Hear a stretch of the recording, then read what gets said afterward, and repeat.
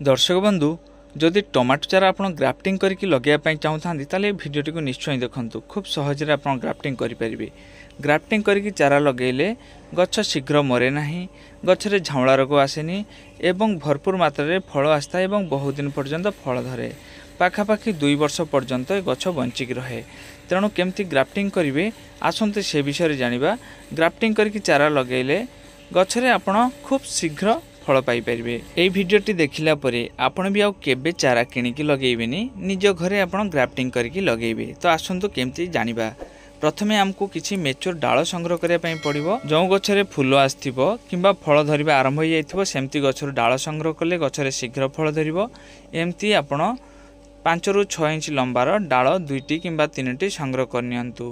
संग्रह कर सारा परे आमे एई डाल को लेकिन ग्राफ्टिंग करवा। ग्राफ्टिंग करने हेले गोटे जंगली भेजी बैगण बा कंटा बैगण गछ दरकार।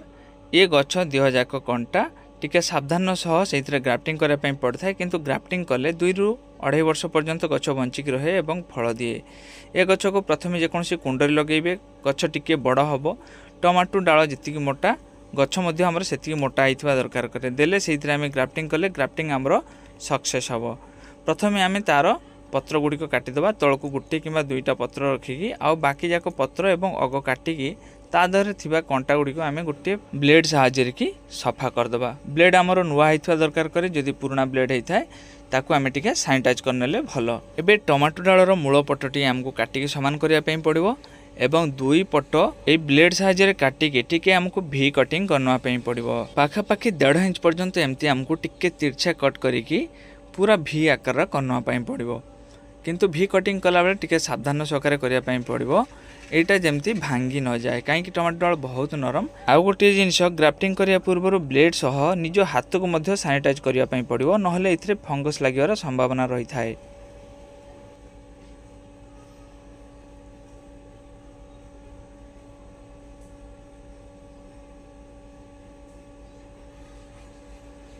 देखो यहाँ पूरा भी कटिंग या परे कंटा बैगण गछर अग अंश 2 पटे एमती तिरछा कट करके ये डाल गुड़िक फिट करदेवाई पड़ो। आउ टमाटो डाल जी पर्यंत आम भी कटिंग करचु से पूरा पूरी ता भितर पशिजा दरकार कर। बाहर को जदि से जगह फंगस लग।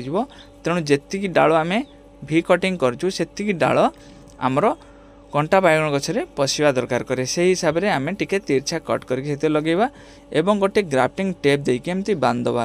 जदि आपण मान पाखरे ग्राफ्टिंग टेप अच्छी ताले भल कथा, जदि नाही ताले जेकोसी नरम पॉलिथिन देके आपण याको भल भाव में घोड़ेकी बांधि दियंतु। बेसी टाइट करिवेनी किंबा बेसी लूज करिवेनी। एमती करके याको पूरा पूरी आपण जेति पर्यंत कट करछंती सेति पर्यंत पूरा कवर करके याको बांधवा पई पड़िबो। बांधि सारा पर गोटे धड़ा पॉलिथिन को आम केप हिसाब से व्यवहार करवा। जो पॉलिथिन टा आम केप हिसाब से व्यवहार करवा तार गोटे मुंड बंद थी एवं गोटे मुंड खोला थी। एमती पॉलिथिन आमको दरकार। आ मन रखिए धड़ा पॉलिथिन छड़ा अन्य कौन पॉलिथिन आपण ए घोड़े यहाँ सफल हेनी। एवं यार तल पटे आम गोटे टेप किंबा गोटे दौड़ी साहाय्य बांधिदेवा, जहाँफल या भर को बाहर पवन पशि पारनी। आउ या भितर आर्द्रता ठीक रहिबो। जदि पॉलिथिन आम घोड़ाइबानी ताहले आमर ग्राफ्टिंग सक्सेस हेनी। भल भाव में तले आम बांधि दे सारापर ये देद अल्प टिके पानी एवं पानी दे सारापर यहाँ को आम पाखापाखि 10-15 दिन पर्यंत आम छाई जगह रखा। जो जगह सीधा सड़क खरा पड़ू नथुबो आपण गछ छाई रखिले सबुठू भल हम। पाखापाखि 20 ରୁ 22 दिन पर आम देखा आमर डालटी सक्सेस होइछि कि नाही। 20-22 दिन पर आमे तार पॉलिथिन को टिके खोलिबा, देखिबा जदि सफल होता है ताहले आमे पॉलिथिन को ढंकेबानी। दर्शक बंधु हुए तो आपण मानक मन में प्रश्न थाई पारे जे आमे कंटा बैगण गछ कोठू पाइबू। आपण बण बुदा रास्ता कड़ जोठी ना सेठी कंटा बैगण गछ देखिया पई पाइबे।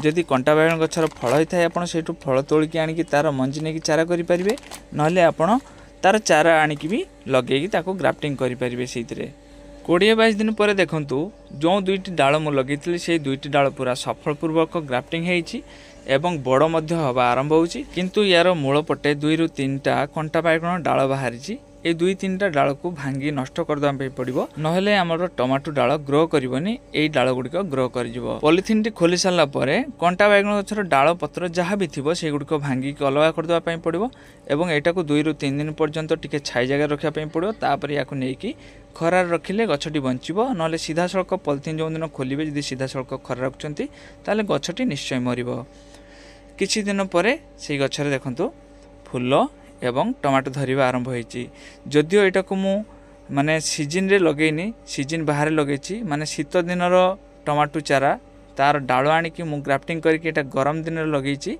आ ग्रीष्म दिन आपण मान जानिचंती टमाटो भलो हुईनी तथापि मो गछरे टमाटो होईची ए गछरे ए टमाटो गुडा पाची गलानी ए गुड को हार्वेस्ट करबा आ या को तोली साला परे जेतेबेले पुणी आसीबो हमर शीत दिन पुणी एतरे भरपूर मात्रा रे फल धरिबो टमाटो गछर डाल नेकी आपण जे कोनसी समय ग्राफ्टिंग करि परिबे किंतु गरम दिन जदि ग्राफ्टिंग करचंती जो जगह बेसी गरम हो नथबो छाई छाई का जगह थिबो सेमति जगह ग्राफ्टिंग करके जदि रखुचंती ताले हबो नहले अत्यधिक गरम कारणरू आपण मानकर ग्राफ्टिंग सफल होबार संभावना टिके कम रहिबो आउ जून जुलाई मासरे अगस्ट मासरे आपण ग्राफ्टिंग करके लगेले शीघ्र फल पाइबे आउ पूरा शीत ऋतुर शेष पर्यंत पाइबे तापर ग्रीष्म सीजन जदि फल धरे ताले बहुत कम मात्रा फल धरिबो किंतु तापर पुणी जदि गछ बंचिक रहिला शीत दिन आसिला बेलू पुणी से बहुत मात्रा रे फल धरिबो आशा करुच्ची मोर ये भिडियोटी आपको भल लगी जदि भल लगी था गोटे लाइक करंतु ता सहित चैनल प्रथम करके सब्सक्राइब करके नोटिफिकेशन बेल टी ऑन कर दियंतु जहाँ फल मोर सबुजाक भिडियोर नोटिफिकेशन आपण मानक पाखरे निश्चय पहुँचो।